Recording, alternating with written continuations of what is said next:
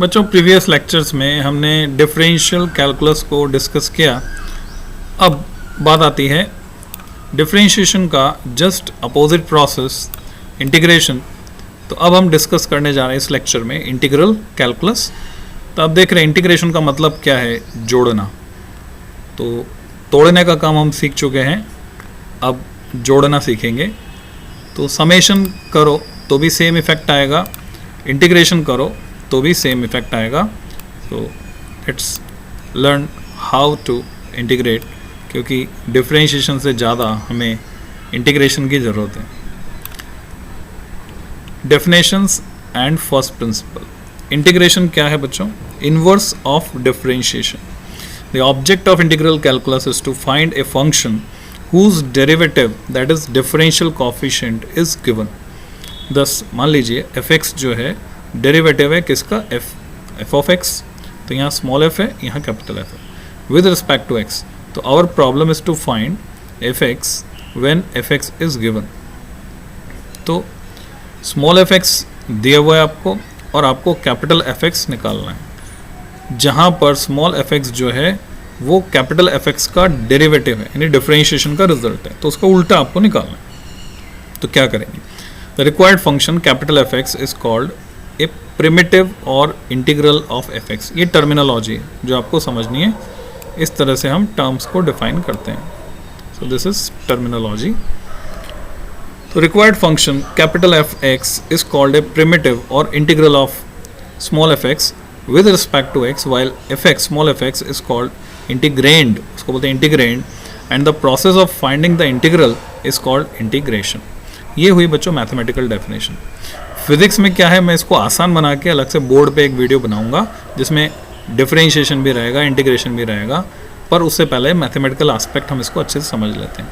दस integration is the inverse process of differentiation and provides the means of solving many important problems in geometry, mechanics, physics, chemistry, astronomy, engineering and many other fields।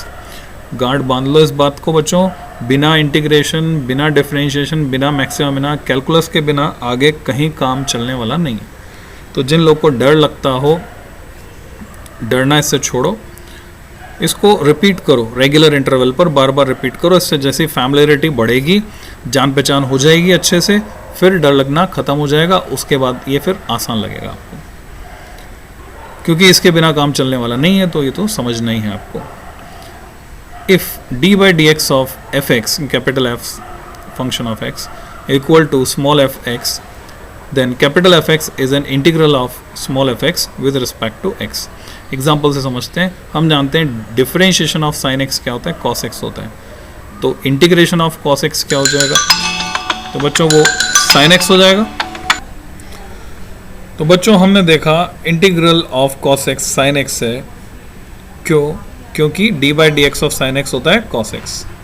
इसी तरह से x square by 2 जो है वो x का integral है, यानी x को इंटीग्रेट करेंगे तो हमें क्या मिलने वाला है, एक्स स्क्वायर बाय 2। क्यों? क्योंकि अगर मैं डिफरेंशिएट करता हूँ एक्स स्क्वायर बाय 2 को तो मुझे मिलता है एक्स। तो सिंपली ऐसे हम पता लगा सकते हैं x की पावर n जो है वो n x raise to power n minus 1 का इंटीग्रल है। क्यों? क्योंकि जब मैं डिफरेंशिएट करता हूँ d by d x of x raise to power n तो मुझे मिलता है n x n माइनस 1। तो इसके बेसिस पर हम सारे फॉर्मूले जो डिफरेंशिएशन के थे उनको उल्टा करके इंटीग्रेशन के फॉर्मूले बना सकते हैं। जनरल इंटीग्रल अगर हम बात करें, अगर मतलब इस फॉर्मूले को जनरल फॉर्म में लिखें तो D by d x of capital F x, अगर स्मॉल एफ एक्स है तो D by d x of capital F x plus 2 D by d x of capital F x plus 9/2।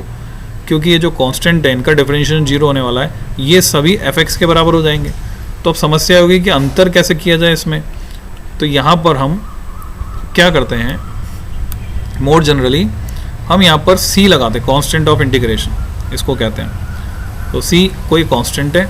दस if fx is an integral of fx, then fx plus c is also an integral of fx, since c is an arbitrary constant fx plus c is called the general integral of fx। उल्टा करके लिखेंगे तो fx का integration क्या हुआ, capital fx plus c।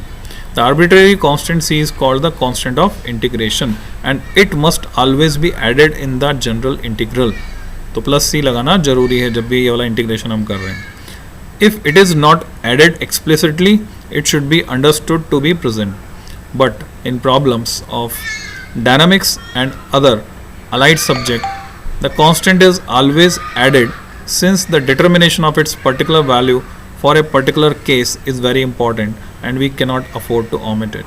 Therefore, on account of the presence of the arbitrary constant c in the general integral, there is a certain indefiniteness. बच्चों इस शब्द पे गौर करो, indefiniteness. तो ये जो अनिश्चितता आ गई, इसीलिए इस तरह के इंटीग्रेशन का नाम क्या पड़ा? indefinite integral. In the value of the integral and hence the general integral is also called indefinite integral. तो ये है indefinite integral. तो इसके लिए जनरल फॉर्मूला अगर मैं बनाता हूँ, x raise to power n को अगर हम इंटीग्रेट करते हैं, integration of x raise to power n dx, तो बनता है x की power n plus one upon n plus one plus c, जहाँ पर c कांस्टेंट ऑफ इंटीग्रेशन है और उसकी वैल्यू निकालने के लिए हम क्या करते हैं? बाउंड्री कंडीशंस रखते हैं. अब ये बाउंड्री कंडीशंस क्या होती हैं? शुरू की कंडीशन या फिर लास्ट की कंडीशंस, और वो रखकर हम निकालते हैं. जबकि अगर आपने देखा है उस वीडियो में जिसमें हमने कैलकुलस की से इक्वेशन ऑफ मोशन डिराइव की थी, तो वहाँ हमने लिमिट्स लगा दी थी ऊपर नीचे, यानी हमने इंटीग्रेशन किया था विद इन लिमिट्स, तो उसको बोलते हैं डेफिनेट इंटीग्रल. तो वहाँ कांस्टेंट ऑफ इंटीग्रेशन नहीं आएगा, इनडेफिनेट इंटीग्रल में आएगा. एग्जांपल से समझते हैं. X cube by 3 is an integral of x square का है. एक्स स्क्वायर को अगर मैं इंटीग्रेट करूँगा तो मुझे एक्स क्यूब बाई 3 मिलेगा. एक्स क्यूब बाई 3 को डिफरेंशिएट करूँगा तो मुझे एक्स स्क्वायर मिलेगा. तो x cube by 3 plus half, x cube by 3 plus 1/3, x cube by 3 plus 1, ये सारे जो हैं एक्स स्क्वायर के इंटीग्रल हैं. While the general integral commonly spoken as integral only is x cube by 3 plus c. In general हम ऐसे कह सकते हैं. ई की पावर एक्स का इंटीग्रल है. ई की पावर एक्स ऐसा फंक्शन, एक्सपोनेंट फंक्शन, जिसमें डिफरेंशिएशन और इंटीग्रेशन सेम आता है. तो ई की पावर एक्स प्लस 2, ई की power x plus 3 all are also integral of e raise to power x, while the general integral is e raised to power x plus c. log में चले जाएं अगर हम, log x plus a is integral of 1 upon x plus a. तो अगर ऐसा कैसे है? क्योंकि डिफरेंशिएट करते log x plus a को तो 1 upon x plus a मिलता है हमको. तो log x plus a plus log 2 constant and log x plus a plus log 3 are also integral of 1 upon x plus a, और इसीलिए हमें c की जरूरत पड़ रही है. आप समझ गए होंगे. The general integral is log x plus a plus c1, log x plus a plus log c times x plus a. इसको ऐसे करके हम लिख सकते हैं, क्योंकि आप जानते हैं log m into n क्या होता है? log m plus log n. Notation की बात करते हैं. The symbol integral, ये वाला जो सिंबल है fx dx stands for the general integral or indefinite integral of fx with respect to x. Hence, dx indicates the variable with respect to which we have to integrate. तो किसके respect में हम integrate कर रहे हैं उसको हम दिखाते हैं dx से. Thus, instead of saying that sin x is an integral of cos x with respect to x, हम कैसे लिखते हैं? Integration of cos x dx is sin x, ऐसे लिखते हैं. और मोर accurately integration of cos x dx is sin x plus c. c क्यों आ रहा है? क्योंकि ये कैसा है? इंडेफिनेट इंटीग्रल है. Here cos x is the integrand and sin x is one of its integrals. तो ये terminology. Similarly integral of e raise to power x is e raise to power x, तो हम कैसे लिखेंगे? Integration of e raise to power x, यहाँ misprint है बच्चों, d आएगा. Integration of e raise to power x d x is e raise to power x plus c. Integration of f x d x is read as integral f x d x और integral of f x with respect to x, ऐसे हम इसको पढ़ सकते हैं. The symbol, ये जो integration का है, and d x may be regarded as a pair of brackets between which the integrand is to be put. If the variable of integration be other than x, say t, we write dt.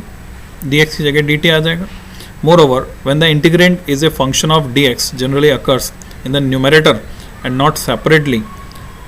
Example, it is convenient to write. तो हम कैसे लिखेंगे? Integration of x upon under root of x square plus a square dx को हम इस तरह से लिख देंगे, x dx upon this.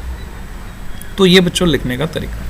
It may be noted that the integral sign, ये जो सिंबल है लहरदार, इज इलोंगेटेड एस एस को अगर खींच दिया आपने तो ये सिंबल बन रहा है। The initial letter of the word sum or summation, तो अब आपको समझ में आ गया होगा जो समेशन में हम करते हैं जोड़ना, वही हम इंटीग्रेशन में कर रहे हैं, बस हमने क्या किया है इस एस को खींच दिया है and s stand for summation. Since the integration was originally studied as a process of summation, the nature of integration as the inverse of differentiation was recognized afterwards. Integration as a summation has been discussed in article 10.21. आगे हम discuss करेंगे। अब हम general loss की बात करेंगे, satisfied by the symbol integration of dx, अगले video में।